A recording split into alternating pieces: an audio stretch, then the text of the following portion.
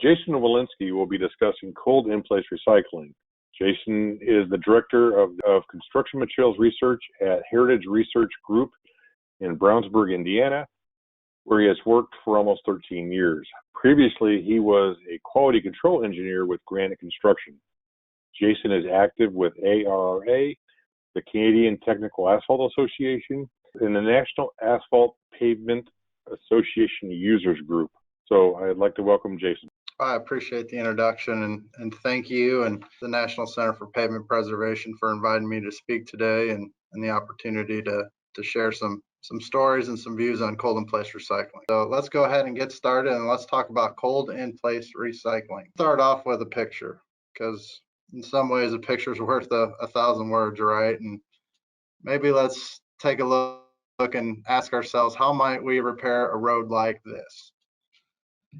And when I look at a road like this, I can see that it's beyond traditional preservation type treatments. We're seeing a lot more severe distress, including delamination along that southbound lane. We've got some patching in there. We've got some much deeper cracking, in this pavement. We're seeing some potholing there in the surface. As I look at this pavement, I think it's questionable if a single mill and fill would either address all the cracking issues and distresses that we see. And it's pavements like this where CIR makes the most sense, where we can get deeper into that pavement, address a lot of those distresses up top, as Steve mentioned in his first presentation, and cap it off with a durable surface mix for expected traffic. Here's another pavement. It's one of our rural pavements across central United States. There are hundreds of miles of pavements that look like this. You get the expected farm traffic, heavy in the spring when pavements are soft, heavy in the fall when it's harvest time, and in the middle of that, we get the heat of the summer and we get the cold of the winter. And that fluctuation enables thermal cracking to happen in that pavement as it ages over time. We see that joint separation. We see all the cold mix filled into the joint, which is requiring maintenance and cost and extra forces out there throughout the year to be on the roadway to help keep our drivers safe.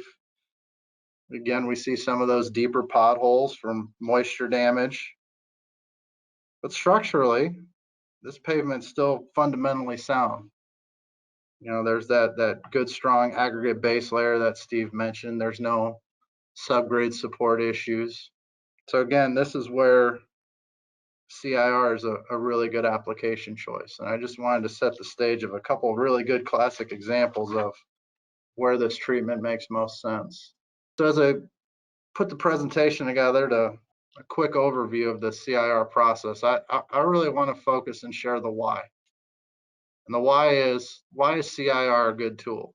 And why do I not only why I believe it's a great tool, why I know it's a great tool, and maybe offer some advice and tips to those who are interested in putting together, some of their first projects or those with some experience to understand maybe how to help put together better projects. When I think about the four areas that help explain the why, I think about the process itself. It's all about knowing when to use the right tool at the right time on the right piece of roadway. I think the equipment is super important and critical for success. There's been a lot of advancement in the technology. There's been a lot of advancement in the education of the contractors out there building these pavements. And even more so, there's a lot more experience and knowledge with our owner agencies on how to use the equipment in the best situation for the pavement and the expected traffic that road's going to perform. I'm going to talk briefly about the materials and some of the advances and researchers around that to help make it a better understood and a more engineered tool. I'm going to offer some feedback and tips on the construction process as well.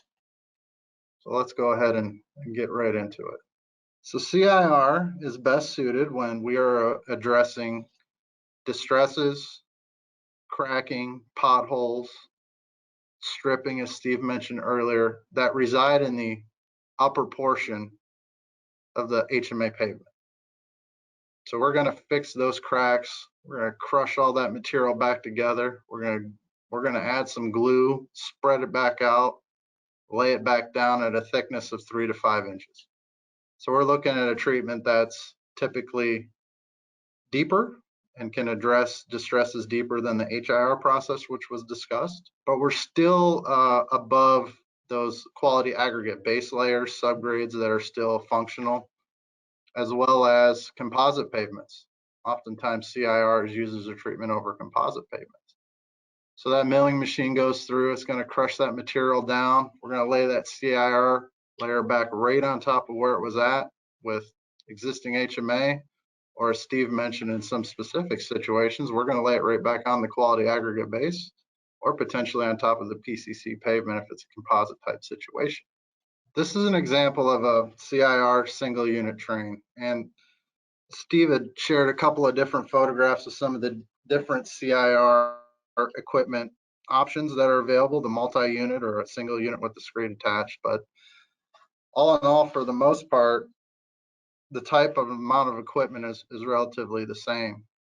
There's usually a water tanker, an asphalt supply tanker hooked up to the recycling unit, and there's a paver that follows around and lays the mix right in place.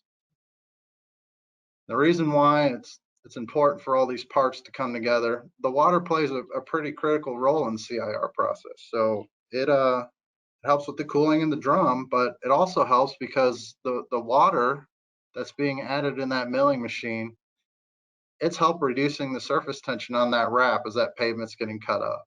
And it's a lot easier to coat damp wrap than it is with dry wrap. So that really enables the coating of our asphalt emulsion in the system much better. The water can also act as a lubricant to help with the workability of the mix. So think of it as a function like heat is with hot mix. So if the material's starting to get a little sticky and tough to move, the contractor can pull the lever and add a little bit more water to help with workability coming out of the back of the screed or to help with compaction later on. The asphalt supply tanker is delivering the stabilizing agent into the recycler. We'll talk a little bit about the options available later, but we're adding a emulsified asphalt or a AC asphalt cement to foam in that unit, and it's acting as the stabilizer in that controlled metered process based on the weight, the depth of pavement being recycled, and the speed of the recycler. And then it goes right into a standard HMA paver and gets laid down right in place. So one thing I don't see is trucks. There's no trucks lined up like you would see in a typical, mill and fill situation. So again, it's a great process in the sense that all the material that's on site is being reused, but from a safety perspective, it really cuts down on the amount and type of construction traffic on site. So I think it's one of those other advantages that CIR possesses just by what it can do. And here's a shot of what a laydown might look like. This is a laydown of a CIR adjacent to another layer. And you can kind of see the little bit of color difference as that material starts to cure and set up. Again, typical paving equipment. Generally, the screed temperature is off, just so we don't want material building up and sticking to that screed. And that material is going down the pavement. And then from there, it's getting compacted and rolled. Here's an example of what a typical CIR mat might look like during compaction. You can see the mat on the left is a freshly new laid mat. It's a little darker in color. It still has a lot of the moisture residing in it, both from the milling head and that emulsion in this case is starting to break, cure, release that water. You can see over time the material on the right or the mat on the right, it's a little older in age and it's not as dark in color as it dries out and it's continuing to develop strength. It's a really neat process in the sense that after this material is rolled, compacted, placed, and given a little time to breathe, we oftentimes put traffic on these things when they're done. So overnight, traffic's running on this pavement. It doesn't require a full closure typically on construction projects. And as with all the recycled treatments, it's important to pick the right wearing surface on top of these. The CIR typically has a higher void content than HMA. If left uncovered, that would definitely impact the durability of that material over time. CIR is typically an excellent flexible base layer for our new HMA overlay that goes on top of it. Based on traffic levels, our higher volume, CIR roads are US designated highways, our 4-lane divided highways. Here in the Midwest, we might see multiple lifts of HMA on CIR, where, in other situations, we can see a single lift of HMA perform extremely well over time. And a lot of that, it's important that the proper pavement design is executed up front using the tools available to help design CIR in that process, to help dictate how much cover of HMA is needed for the future expected traffic. We also see in lower volume pavement situations that agencies have successfully elected and used traditional pavement preservation treatments to cover CIR layers. I've seen cape seals used, or in some cases double chip seal, where we're addressing sealing that pavement, some of these lower volume roadways, but the CIR and its strength alone can provide that level of serviceability with that expected traffic. So again, I think they're both very viable options, and at the end of the day, it's important for the proper pavement design to dictate whether or not, how much HMA, and if it's low volume, availability of cape seal, chip seal to sufficiently seal that pavement. So it's a really important as part of the design process to get long life out of these treatments, is figuring out what needs to go on top and when. So a note on cold recycling materials. And in a nutshell, there aren't many different materials that go into it. Most times there's 3 and sometimes there's 4 different parts. The main part is the existing wrap, the reclaimed asphalt pavement, the existing HMA that we're recycling, where we're crushing it down and gluing it all back together. But the quality of the wrap, the amount of AC in that wrap, the size, the shape, the strength of the texture of the aggregates within that material, it's all important to understand what that is, how it looks, as part of the mix design process. And that's really going to help dictate, and drive the demand for your stabilizing agent, which is an emulsified asphalt or a foamed asphalt, but it also is going to help dictate if you need some other additives to meet expected performance. And some of the other additives that are added in place, right ahead of that CIR train that I mentioned, it can be a Portland cement, for example. You can also add quicklime or hydrated lime, which is more typical out west, or we could add corrective aggregate. For example, if we need to add some sizable aggregates or some harder aggregates to that mixture, they can be spread out on the roadway ahead of time and incorporated in that mix in the milling process. A little more detail around the recycling agent, the foamed asphalt or the emulsified asphalt. Typically, we're adding around 2 to 3% by the dry weight of the wrap. So we're adding enough material in there to glue all those wrap particles back together. As Steve mentioned, this is a cold process, so we're not adding any energy to the wrap itself. However, the foamed asphalt is going to come out at a temperature greater than typically 320 degrees. It foams in that chamber, mixes with the wrap, collapses, and cools down afterwards. The emulsified asphalt generally is showing up around 100 Fahrenheit. It's getting coated with the damp wrap and is being put into the paver, spread out, and compacted as it's beginning to break and cure out. I mentioned earlier the water. It's a really important component for the mixing process to ensure that we're getting adequate mixing, and also helps with the workability of that mix. And one of the key advances, in my opinion, over the last few years that has really helped new agencies or agencies better refine their specification is we now have AASHTO specifications to help set the mix design process. So I have here AASHTO PP86 and MP31 for the emulsion mix design. Just goes into the details on the how and the what to do to help set good mix design practices and principles and specifications. Likewise, AASHTO PP94 and MP38 for the foamed asphalt designs, are already published and available. So I think it's really helpful to have those tools in addition to the ERA mix design guidelines that are available to agencies that need to help understand, how do I develop specifications and how do I ask my contracting community to put these mix designs together? Because I think it's a critical part of the success of the CIR is doing that necessary homework to make sure that we're putting the right materials together so that we get expected performance in the field and on the roadway. So let's talk a little bit about the CIR construction. And here's another example of a single unit CIR train. But notice up front, we got a little milling machine up front there. And he is actually taking a little bit of the material. We were trying to recycle 15 feet in width. Our typical recycling units are cutting at 12.5 feet, which is a full lane width. So in this situation here, we were able to recycle 15 feet across in a single pass by utilizing another milling machine up front. It throws it in up front, it gets mixed in with the recycling unit and gets spread back through the paver at the same 15 feet width that we originally had. And it's some of the nuances and tools that are available for agencies and contractors to help understand the flexibility and the efficiency of CIR, but help really design good projects. I always like to ask, why are we doing CIR in a certain application? And as we plan these projects, I always like to encourage others, including myself, to remember what's the answer to the question of the issue that we're trying to solve with any given roadway treatment.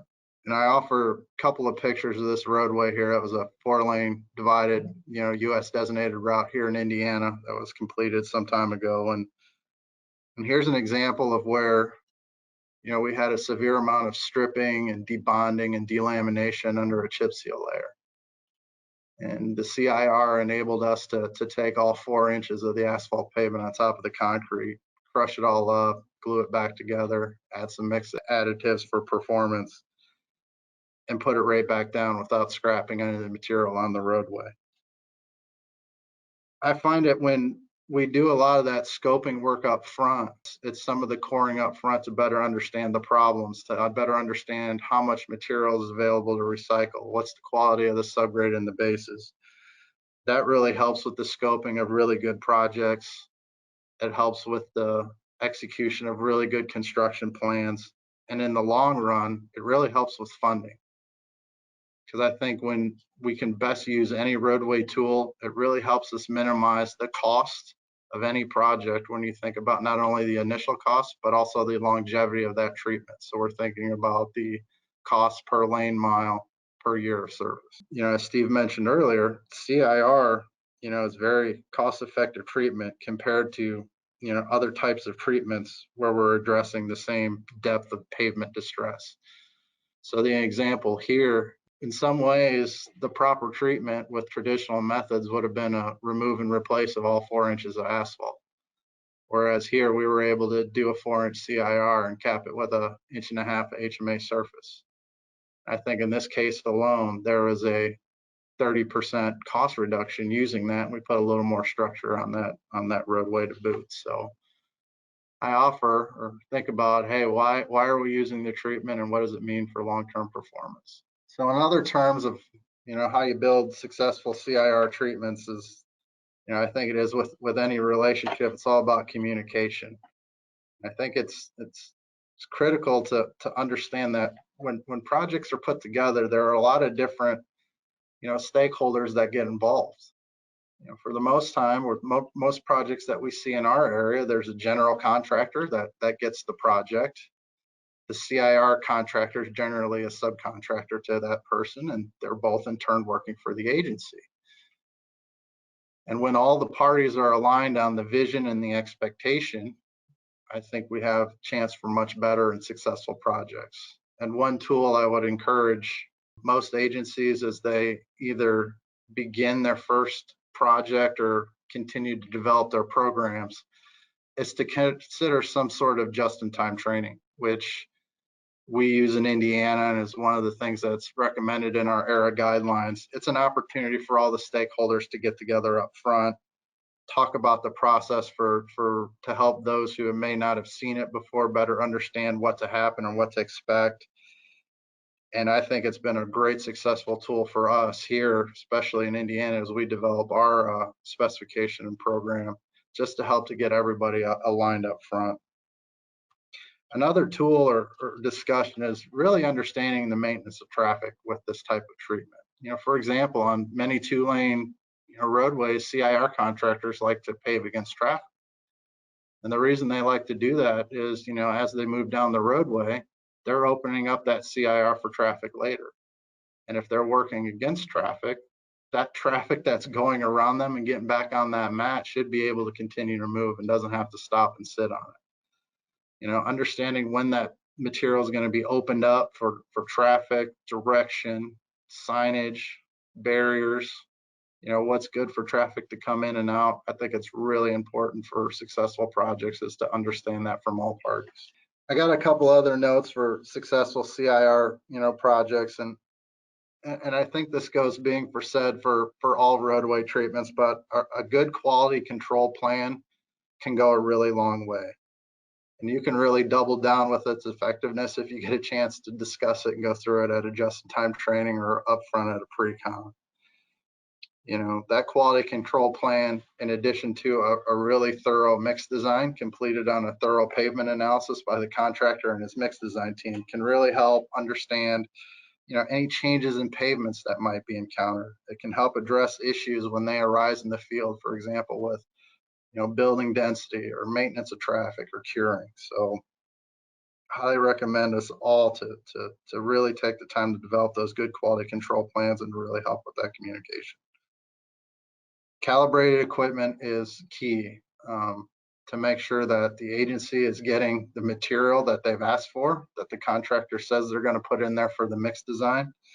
Oftentimes we're doing, material yields, after tankers are empty or, after spreaders are empty, and the contractor showing up with calibration records and calibrated equipment just goes to show that this engineered process, can definitely deliver, the same amount of precision as some of the other options available. So I definitely encourage our contracting industry to promote, the calibration records with agencies so that you can develop a better understanding that equipment's very sophisticated and it is very detailed on how it can apply these materials down the roadway.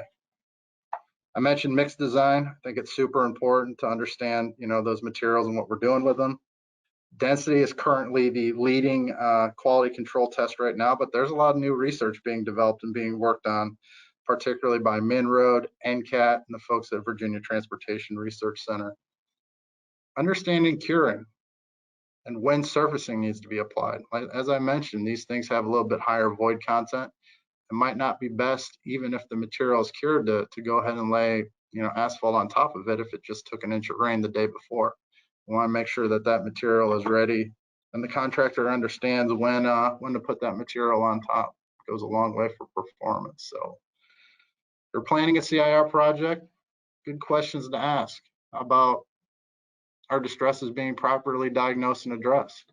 So we can answer that with a good scoping plan up front. Will the existing pavement materials be properly characterized? I think that's really can be answered with a really good mix design specification. Are logistics and the expectations understood by all? We can understand that with a good construction specification and good construction plans. And if there's issues, any time ahead of time, the contracting agency, the contractors and the agencies can coordinate up front when there are, gaps in communication around that. Top quality construction and agents and workmanship, that goes back to developing really solid specifications to ask for what we're asking for.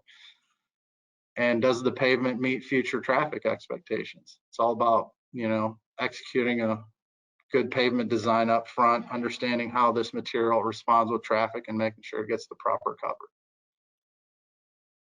So going back, how might we repair this road? In this case, how about a 4-inch CIR with an 1.5-inch overlay? This is 3 years later with 20% more traffic than it did before as a new warehouse was put in. And we see that we don't have any of that reflective cracking coming through, no issues, after 3 years of traffic with increased loading on it. Here's another pavement. So this was a 4-inch CIR, rural pavement, got an 1.5 inch hot mix. This is after 4 years of service. We can see that, those thermal cracks were addressed. We don't have any of the maintenance issues that we have, and we have no reflective cracking coming up. So we have a nice, smooth, serviceable roadway, in this case here in central Illinois. In closing, right road, right time, right treatment. And it all starts with the process selection. How do we take a pavement like the one on the right, design it, and get the performance like the road there on the bottom left? So encouraged to use the engineered process with scoping, pavement design, a recycling agent selection, mixed design specification, and quality control testing. With that, I'd like to say thank you for the time. Be happy to answer any questions. So thank you very much. The preceding was produced by the National Center for Pavement Preservation. More information can be found on the web at pavementpreservation.org. Additional support provided by Michigan State University.